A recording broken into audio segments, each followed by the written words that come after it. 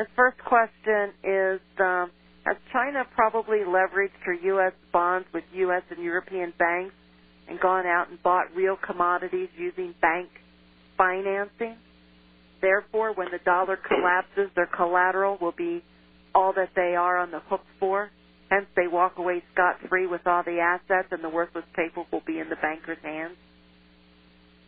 That's a brilliant assertion.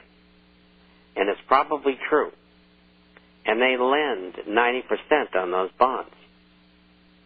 And so the lender is on the hook. And they may very well have done that to some extent. But that question is in a class by itself. You've really answered your own question. And that is, they are stuck, the banks, the lender. And I think that's wonderful. I mean, let these criminals fight it out. I mean, who's worse, the communist Chinese government or the banks? I think it's a toss-up.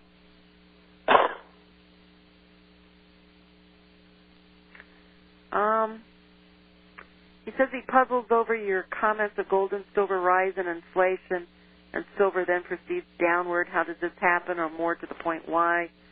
Does it bode for the silver coins and the shares? It bodes ill for them, if I'm correct. And this is what happened last time. The only wrinkle here is that silver production is nowhere near what it was before. And so before I make that final decision, I got to look at all the numbers. And silver may hold up. I don't know yet. We'll know when we get there. When I send out that email sometime in the future that this is the top of the market, this is what you should do, then we'll know. And I will have done my homework. I've been right in the last 10 years, 98% of the time.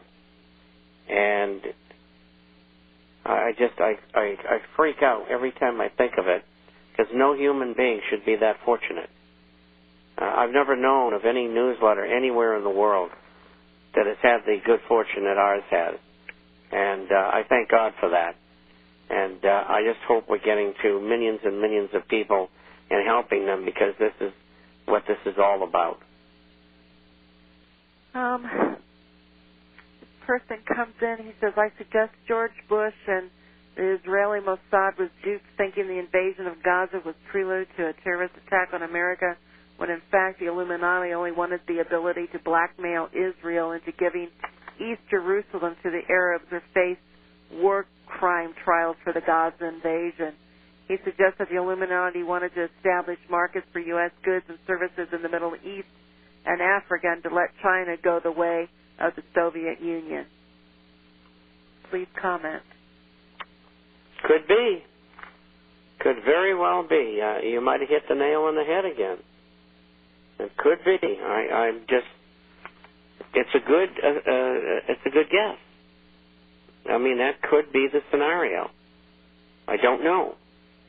I just don't know, but it's certainly probable and possible. Colin Powell was one of the signatories to the letter urging the Senate to pass the IMF gold sale, which shows whose side the military is on. The monopoly money printing press of the private Federal Reserve. Best to have some assets in gold and silver in case they are unsuccessful in defending the U.S. dollar. Look, if the gold is going to be sold, it'll be to off-market. The Chinese want it all. There may be other nations that want it, maybe the United States for that matter. And they're supposed to give 43% of it, incidentally. And I don't think they get the gold to give. They'll probably give somebody else dollars that are not worth toilet paper in order to get them to give the gold on their behalf. But the Congress passage of the sale, approval of the sale of gold is irrelevant, because it's not going to go on the market. It's as simple as that. It's a non-event. And even the last time it went on the market, in 78, the market went down and all of a sudden took off like a wild rabbit. In fact, it doubled. So There's going to be a big market after any probable sale, and you're going to find out that they'll say, 500 tons or whatever it is, I think it's 404 tons, was all sold to the Chinese or whatever. Maybe they won't even tell you. I mean, you don't have a need to know. Everything's secret today, and it's always secret when you have dictatorial government. Fascists don't like to tell you anything. Well, now we have a Muslim fascist, Barry Satori. Incidentally, there was a poll, I don't know if I told you earlier, 77% of the people in the United States want to see his birth certificate. This is the long form. And out of that, 10% probably are against, and the rest don't know. That's a pretty heavy-duty figure. So Barry's in for some trouble. He may not stay there. My question, if you will ask Mr. Chapman, this is Bill.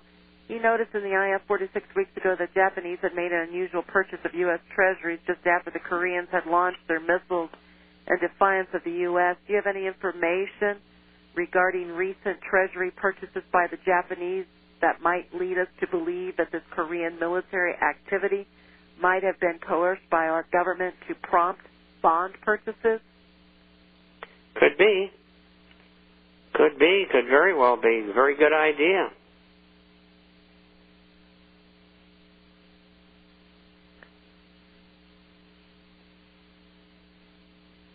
That's all you have to say?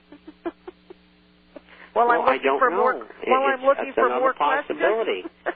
I throw possibilities like that out as well. But usually I'll have more facts to back it because I'll be told by people that that's what's going down.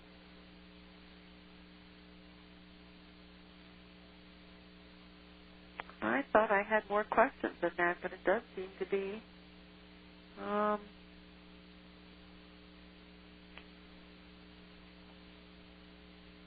Here's one I missed. We only have a couple more minutes. In March, when bullion jumped nearly $70 in one day, numismatic gold showed a huge jump in the PCGS listings, but during this latest rise in gold, high-rated numismatics have barely budged, and the 61s, 2s, and 3s have even dropped a little. Did that big jump loosen supply so much that now there's a little oversupply? Is there anything else behind this? Can we still expect to see the numismatics rise faster than the bullion? What we had in March when we had the bullion jump $70 in a day, you can't always go by what the PCGS listing shows because they're really off the market for the real value. You can track them as, to some degree, but I mean, my prices are a couple $100 less than PCGS's. What makes these coins rise is an urgency and the huge demand, and there was a huge demand. Since about April 15th, it wasn't so much that the big jump loosened supply so much. That actually made the prices go up. It was as of April 15th, there was an urgency that was depleted out of purchasing gold. The complete industry was slow from about April 15th to about the second week in May, and this is when you saw the pullback in the prices of coins. The 61s, 2s, and 3s, their excess premiums have come out, and I've been saying that on the radio repeatedly. The higher grades basically stayed the same. And in fact, I had told Bob, and he had mentioned on the radio today, that before the price, even though gold was down this morning, we had increases on 64 cents, up $20. And then they pulled back just a few dollars after gold continued to go down and stay down.